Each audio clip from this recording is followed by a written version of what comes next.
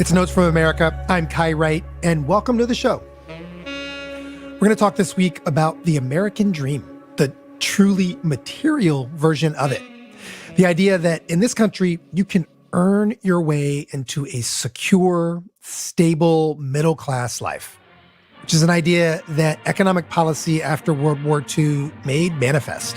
The GI Bill of Rights is not a reward or a handout or a gravy train, but rather an American way to make it easier for each man to take his place once again in the community and get some of those things for which he went to war: a job, a business, an education, a home.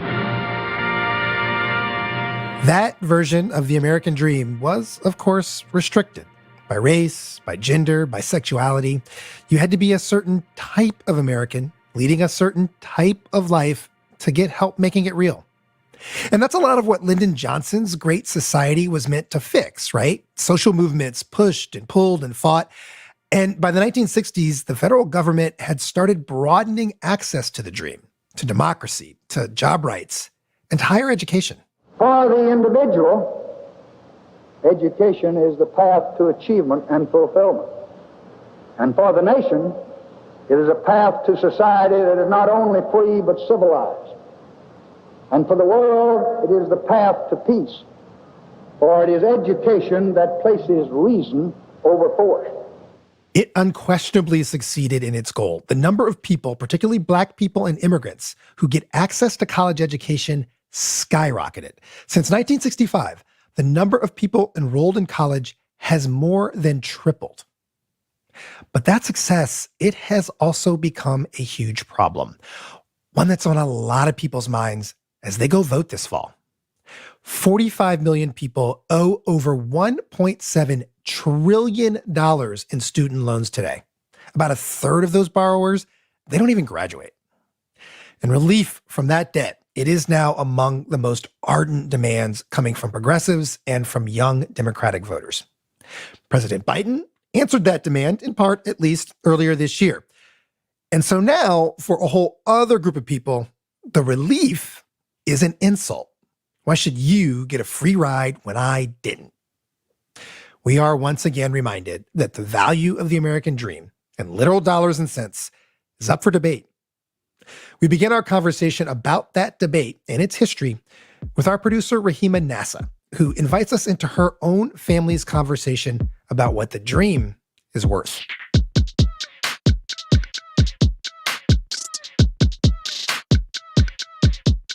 Lately, I've been spending a lot more time at my parents' home in the Bronx. They've shifted many things around since I moved out, but the living room looks the most like how I remember it. There's an old flat-screen TV from 2007, 3 ornate chairs, and a walnut china cabinet filled with teacups and tchotchkes. On the wall, across from the TV, neatly placed in a glossy frame, is my college diploma. It's a little embarrassing because none of my friends' parents did this. The only places I ever see a diploma framed on the wall like that is at the doctor's office, not anyone's living room. My dad never asked me if he could put it up. Did you see other people put it in the living room like this, or what made you want to put it in the living room? I like to see, this I come living room and I see again and again. And I like to proud to, my daughter. I was the first one in my family to go to college. I loved going to school so much that I even got a master's degree. My dad wanted to hang that degree up too, but I forgot to send it to him. Anyway, everything pretty much worked out the way I expected. I studied to be a journalist, and that's exactly what I do. It allows me to have a comfortable life. I have health insurance, savings for retirement, I have paid time off, and I got to choose to take a job that I enjoy. I am in a much better place than my dad was when he immigrated to New York from Bangladesh in 1986. This is exactly the future he wanted me to have. Many would call it the American dream. But I have more complicated feelings about it, especially about how much it cost to get me here. I took on about $50,000 in federal loans. Plus, my family had to pay around $8,000 each year toward tuition. It's money they could have used to retire or work less now that they're older, but my dad isn't hung up about it. I don't care of the money, but I care is, this our life and education. This is the purpose for I spend the money. You go to the Dunkin' Donuts, maybe you $15,000. And if you finish the college, you maybe $100,000. That is the difference. My dad uses Dunkin' Donuts as an example here because that's where a lot of Bangladeshi people in New York City work, including my mom. Many of the men are cab drivers, which is what my dad does. My parents wanted me to have a good office job, like a doctor, a lawyer, an engineer. Yeah, those were the only options. I had other plans. I wanted to be a journalist. So I Googled the best college to study journalism, and that landed me at Syracuse. Others say Syracuse University. Pronounce our name, we all shout it proudly. Being a journalist isn't quite what my parents had in mind for me. In Bangladesh, journalists get killed if they investigate the wrong people. So my parents were skeptical if this was a career that would give me a better life. It did. What we didn't realize is how much the American dream cost. I've been carrying a lot of debt. The $50,000 in loans was more than my yearly salary for my first couple of jobs. And before I switched to an income-driven repayment plan, my estimated payments were over $300 per month. Even though I always paid the minimum payments, it just seemed like I was never going to pay it off. Unless I wanted to switch careers, which I didn't, it seemed like I would be stuck with this debt for the rest of my life. When I look at my balance, I wonder if I made the right decisions when I was 17. Did I take on too much debt? Should I have gone to a different school? I don't have a time machine, so I can't really answer those questions. I found the next best thing, though. My name is Janine Capo-Cruzet, and I am a writer and novelist and essayist, and I've worked as a counselor to first-generation college students, and I am myself a first-generation college student. She also took on a lot of debt to go to a fancy school and get a degree in the humanities. What a disappointment we are, huh? Janine graduated college more than a decade before I did, and she's been grappling with these questions for a long time. She tells me one of the reasons it's hard for so many first-gen students to make a financially sound decision about college is because it's not clear what exactly we're buying. I had to make such an important decision at 17 about what my future would look like. Because part of what you're trying to decide is, what do I need or want from a college experience? And how do you make that decision if you have no idea what the college experience is like, aside from what popular culture shows you it is? Yeah, that was definitely true for me. I wanted what Rory Gilmore had. I can't believe it. I'm actually standing outside of Harvard. I'm just trying to have a normal college experience. You got into Harvard Law? What, like it's hard? You want to have a happy and successful life? You go to college. Seeing all this on TV reinforced my idea that where I went to school would impact the trajectory of my whole life. So why wouldn't I go to the best school I could? And really, this wasn't a question I could debate with my parents. I took the lead and they followed. Janine knows exactly what I'm talking about. You have to have a lot of trust, not just in your child, but in this big system that honestly you should not trust, right? Yeah, because it's a business. It's a bunch of contradictions. Yeah, it is a business, and it's hard to keep that in mind. And I'm really glad that my parents trusted me to make that decision and supported me, because they had to pay. They still had to, I was in a lot of debt, but they had to pay. And again, it seemed like an insurmountable amount of money at the time. And it was for them, given their income bracket, right? Yeah. And I just felt so much guilt about it the entire time. And so then in college, I pushed myself a lot to get the best grades, and every single penny is going to count. Oh my God, I did the same thing. Oh my, no, seriously, everything I'm I'm getting my money's worth, and I'm getting their money's worth. Exactly. And it's sad to think about college as this, it's not sad. It's the reality of this capitalist enterprise of exchange. And I was like, I know that because I'm paying so much money, I'm going to do more with it. And so ultimately you want to pick the school that will keep the most paths open for you. That might be one way of thinking about it. But then how much is that worth to you? And that really is an unfair question because some people can afford more choices than others. And it just feels like such a, it's like, why did you spend all this time in my life telling me about education being the great equalizer and, the path to the American dream, when really it's really money is a real factor. And I wish people were more honest about that. And all the ways that schools entice you to choose that is money, right? It's like, look at this facility. Look at what we offer here. Look at the earning potential of our graduates. Look at the starting salary of somebody 6 months out. All those factors are connected to money. And so essentially it's a kind of gambling. It's a harsh way to think about what has been seen as the key to middle-class stability. This, quote, investment in education can cost the average borrower close to $30,000. So it does start to feel like a gamble, and one that can impact your financial future for years to come.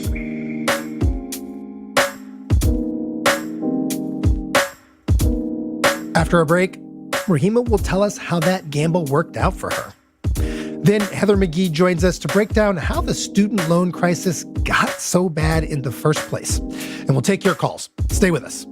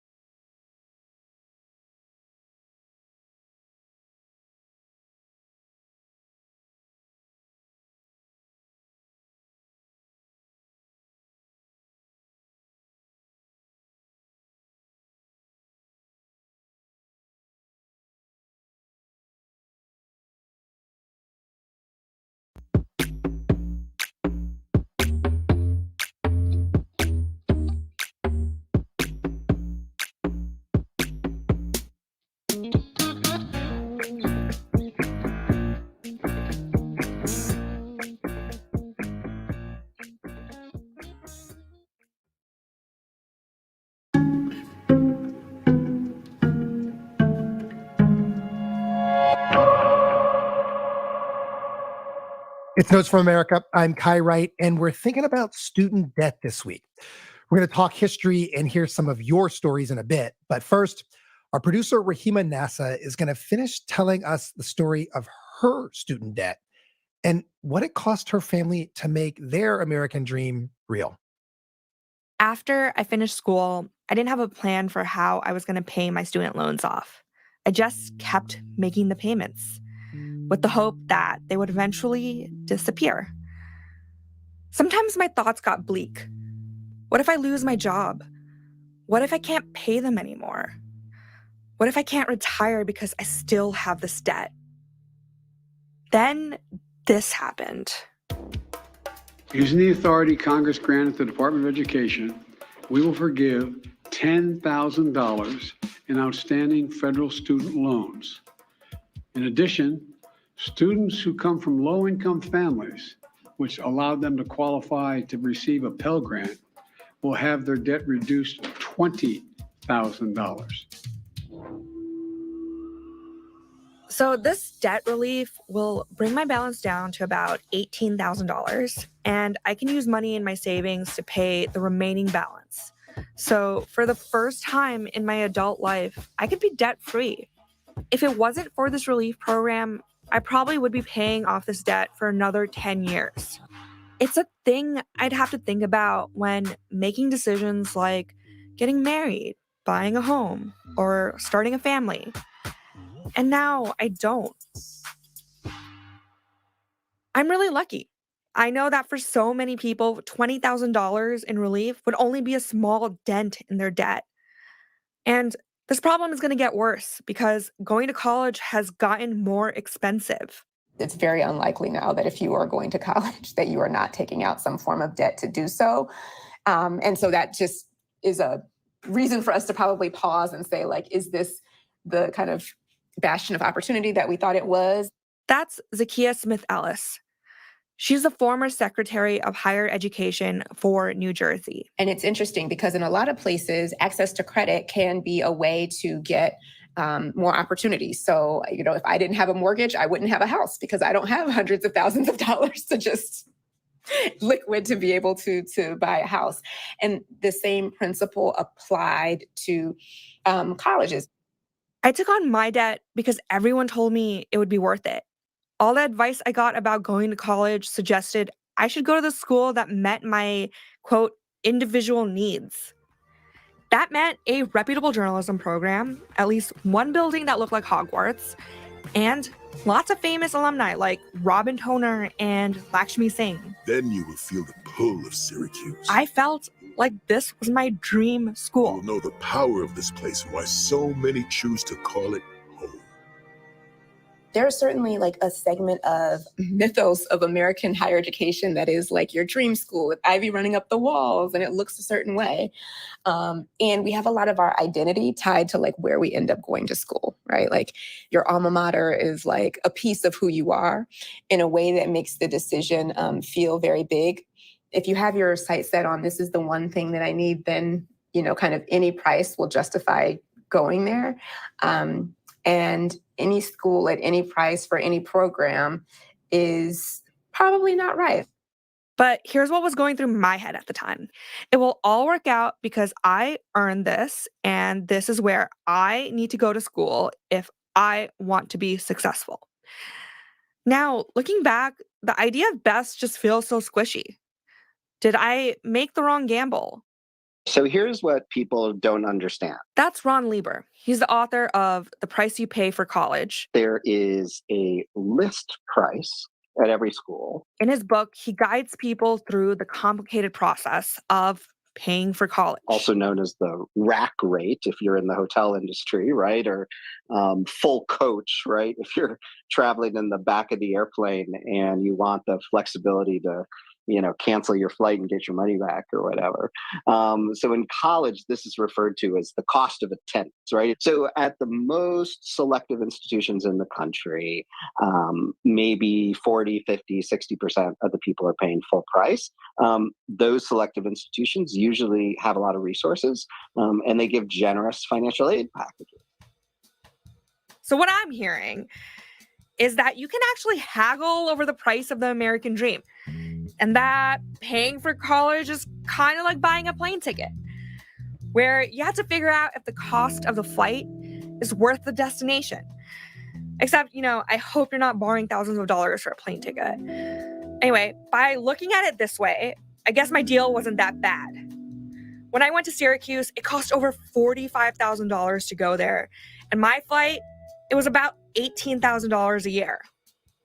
I still wish I had Ron with me during this process when I was 17, instead of going straight from studying for the SATs to parsing through my parents' confusing financial records to figure out how to fill out my financial aid applications. Knowing all the things that you know about me in this short conversation, do you think that I made the right choice at 17 to take on all that debt? You're close to paying it back, to repaying it full at a reasonably young age. And you are, maybe it doesn't feel this way, but it looks to me as an outsider, you are working at a first-class organization, in the tippy top of your field, right? And so maybe you're not earning what you think you deserve, right? And I would encourage all of the bosses to give you the biggest raise possible. Like you've made it, right? It probably doesn't feel that way with the debt hanging over your head. But I mean, look what you've done. Yeah, I'm in a better place than my parents. That's the whole point of the American dream, right? Yet, it still doesn't feel like I won something. My parents still work the same jobs they did when I left for college, except now they're older and move a lot slower. I worry about how I'm going to take care of them as they age. I'll probably put off starting my own family because it doesn't seem fiscally responsible right now. The economy feels shaky. There's lots of talk about a recession coming. Housing is only getting more expensive. Financial security feels distant. So yes, I am grateful that my debt was forgiven. It just seems hard to dream about a prosperous future right now.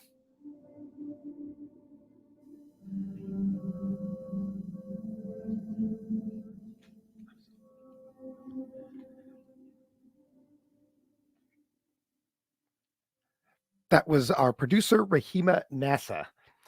6 states, all with Republican leadership, have sued to block President Biden's student relief plan. Last week, a federal appeals court put a stay on the program while that lawsuit gets resolved.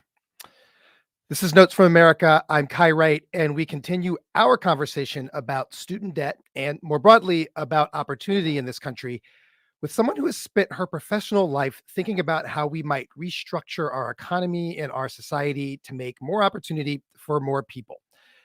Heather McGhee spent 2 decades at the think tank Demos, including 4 years leading it, where, among other things, she helped insert the idea of debt-free college into the public debate. She's testified before Congress, she's written legislation and research, she's made the rounds of the big political TV shows, but she looked up one day and thought maybe she was doing all this the wrong way. Maybe she needed to think less about policy and more about beliefs. So she quit her job and she set about traveling around the country to learn about our beliefs. The result was her best-selling book, The Sum of Us: What Racism Costs Everyone and How We Can Prosper Together, which is now also a podcast where you can follow along as Heather travels the country gathering stories about racial healing. And the conversation about student debt right now, it seems like an ideal space in which to unpack some of the ideas in Heather's book. So, Heather McGhee, we have invited you on to talk about that, and thanks for joining us. Thank you, Kai. So let's start where Rahima concluded her own story. She says, on one hand, her family has done it, right? She's got the American dream. They wanted for her when they moved to here from Bangladesh, and that's all wonderful and great. But at the same time, she feels deeply insecure financially and scared about the future. And I just wonder if there is something universal about the American economic life in that emotional duality that she's describing for herself. Well, there is something universal, and that's because what Rahima's describing is, she talked about it like her own personal decision, but it was really about a set of policy decisions that this country's leaders made over the course of the last 2 generations to shift the burden of paying for college from government, which used to pick up the tab for the type of school that the vast majority of people go to, right? Which is a public college, not like Syracuse, but a public college. We shifted the cost of that from the government picking it up to individuals and families. And we did that exactly at the precise moment when we went from being a 90+% white college going population to a majority, or at least plurality, student of color population. And when that diploma, right, that degree became the ticket to the middle class. And that's what's very frustrating to me about so many of the ways in which we've sort of personalized this story of how one makes it to achieve the American dream. It's never been something that someone, sort of consumer reports to their way to, right? It was never about a personal choice. It wasn't about shopping more correctly. It was always about public goods, right? Public policies that said, hey, this is the kind of foundation we want to build for a strong middle class. And all the stuff that you said at the beginning with the GI Bill sound, like this is about what kind of country we want to be. This is, President Johnson saying this is how we want to be competitive in the world and have more peace, right? An educated citizenry is a public good. And over the last 40 years, we've made it a private cost. Yeah. I mean, it is very much the experience for folks now that you are sort of consumer reporting yourself into college. That's a really evocative way to put it.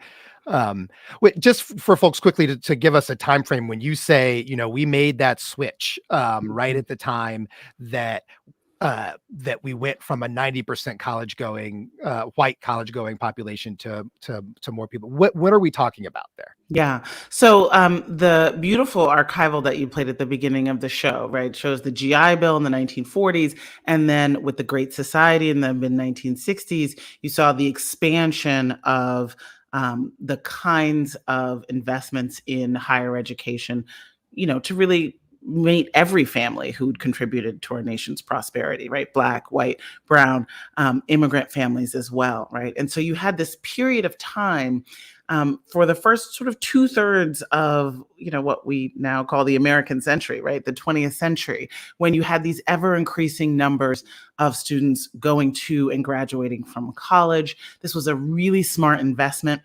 It was paid for by a mix of state funds funding their flagship and community colleges, and then federal grants that didn't have to be repaid, but not loans. And that was sort of the formula, right? And there's, lots of different estimates, but, in terms of economic growth, we were seeing about a $4 return for every dollar invested in that kind of public good. And then we began to see what I call drained pool politics, but this sort of anti-government, pro-tax cut fervor across state legislatures, where they began to dramatically cut back on funding their state higher education systems, and a federal decision to shift from grants to loans, to let the Pell Grant, which was the sort of real way that working class families were able to pay for college with grants, let that atrophy so that it really just paid for, dimes on the dollar of the cost of college, and instead introduced this new thing, which really had not been a part of the life of, frankly, most of the college going experience of most of the people in Congress today, which is interest-bearing loans, right? The idea that you can graduate and pay back something and then still owe interest for, decades. Basically, the profit that the government is now making off of the American dream. You, in your work, both in your book and in your podcast, are trying to sort of understand the bigger picture for how and why we make choices like the ones that you just laid out. And I want to talk about that because in my introduction, I mentioned your career arc. And you tell a story in your podcast about the moment that you decided what you were doing as a policy researcher and as a policy advocate wasn't quite the contribution you wanted to keep making. And you say that there was a moment of epiphany that happened while you were on live television. So can you tell that story here on live radio? Sure. So, it was a set of kind of, little light bulbs, right? And this was definitely one of them.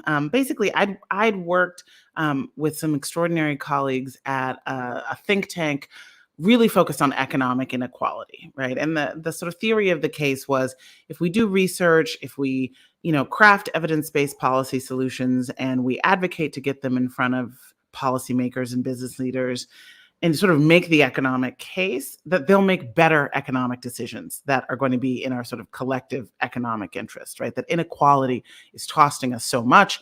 It's not actually so expensive for us to get back on the right path and sort of let's just kind of convince people with power to make better economic decisions.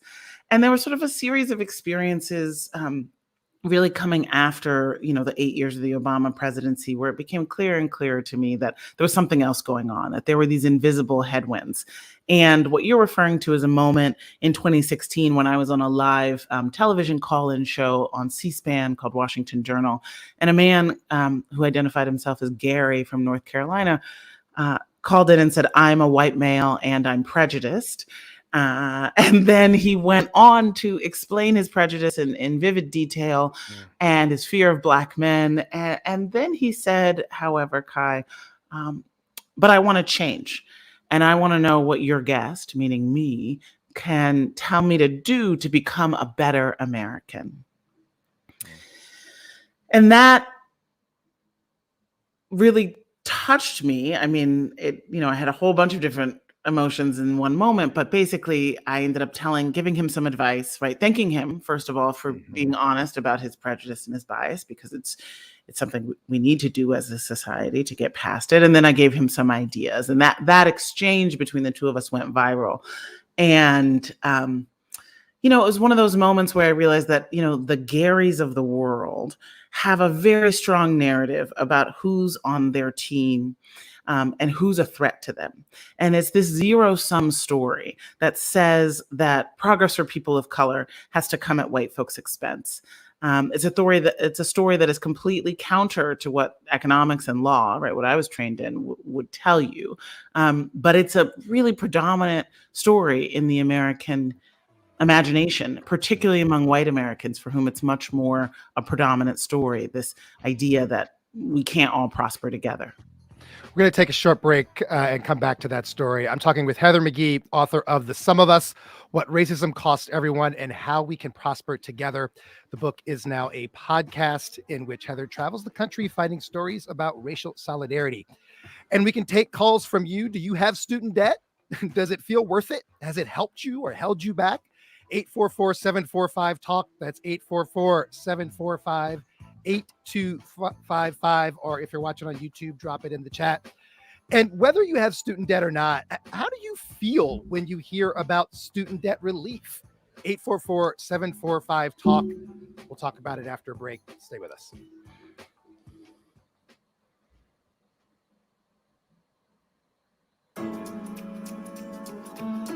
Hey, Heather, just a 90-second break here. We'll be right back. Okay, great.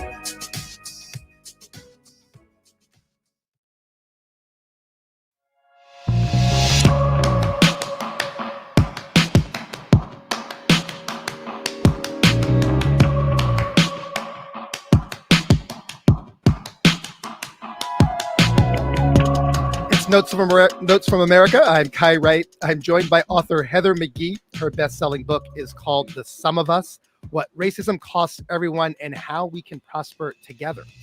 And this summer, she turned the book into a podcast in which you can now join her as she travels around the country looking for stories about racial solidarity and racial healing.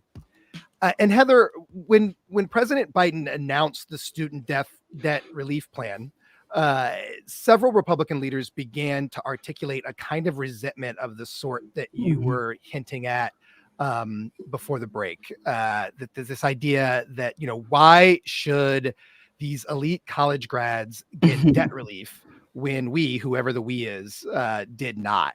And that was, of course, political opportunism.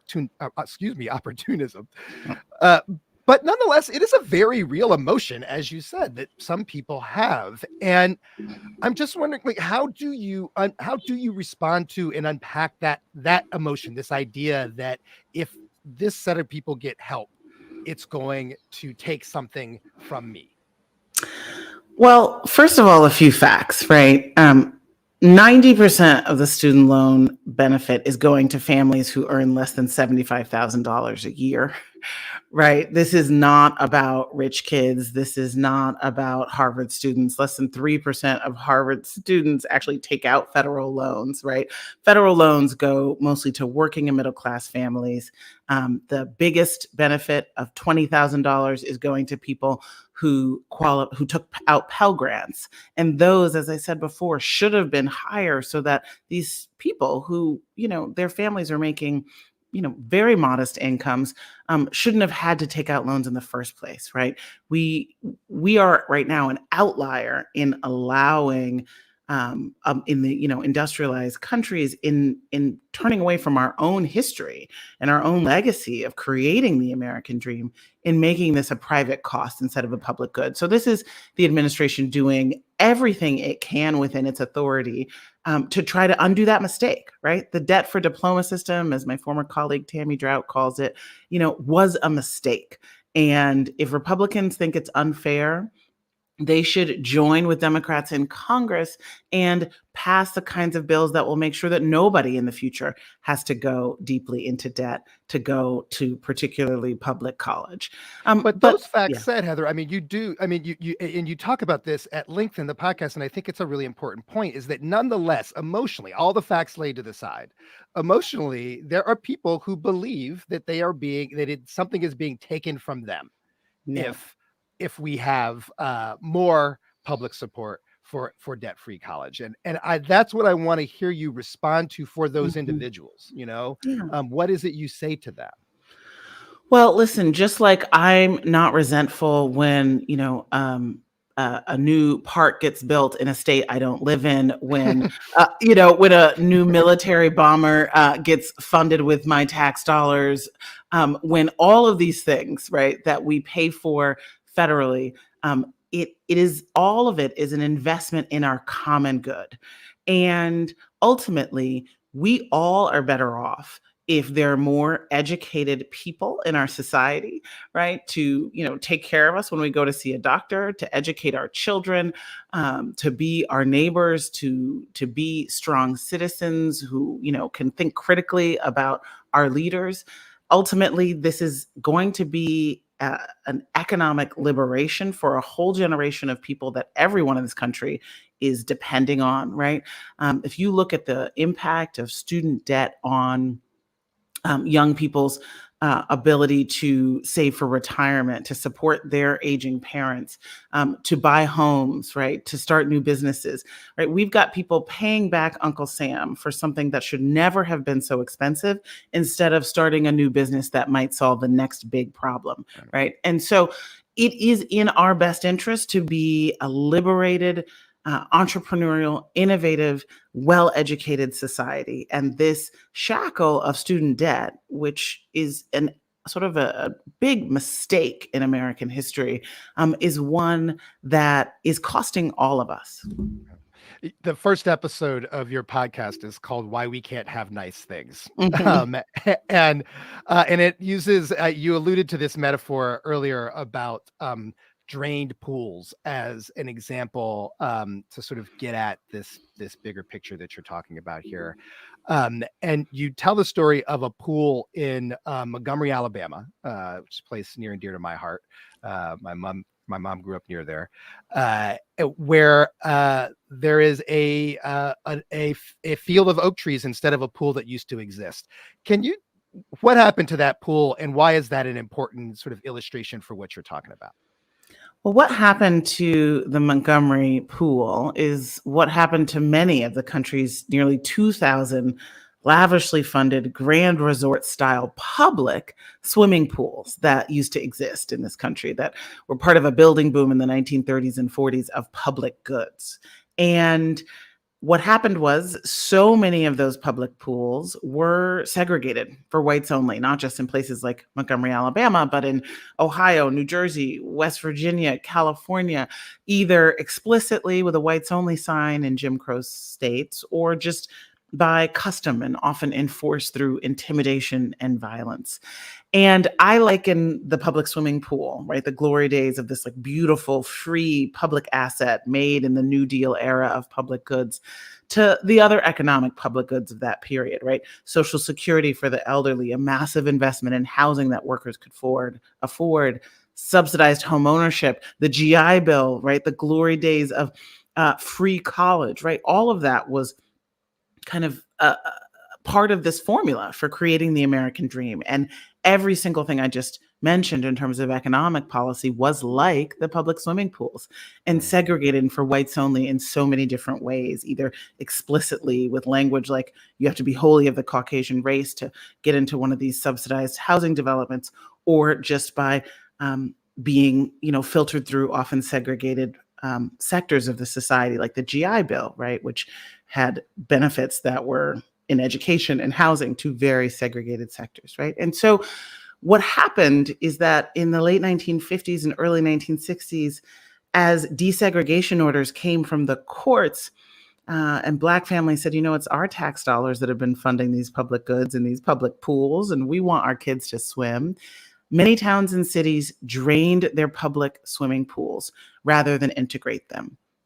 And of course, what that meant, Kai, was that the whole town lost out on this grand public pool when the majority of white Americans sort of turned away from a public good once it included all of the public, even members of the public that they had been taught were not good. And for me, drained pool politics helps explain how we went from a society that had all of these robust public goods to support the American dream for the average white family to a go-it-alone, drained pool, shifting the cost onto individuals, going from a public good to a private cost. And one of the greatest, most vivid examples of drained pool politics in our society is this unprecedented, foolhardy retreat from free and debt-free college to create a nearly $2 trillion student loan debt burden. Nearly $2 trillion. It's really quite a number. We have a number of comments on YouTube. Someone says, I went to an HBCU and enjoyed my time there, but I went on to get another degree and I owe $70,000 in student loans. I was unemployed and couldn't pay, and now I don't know what I will do. There are a lot of stories like that.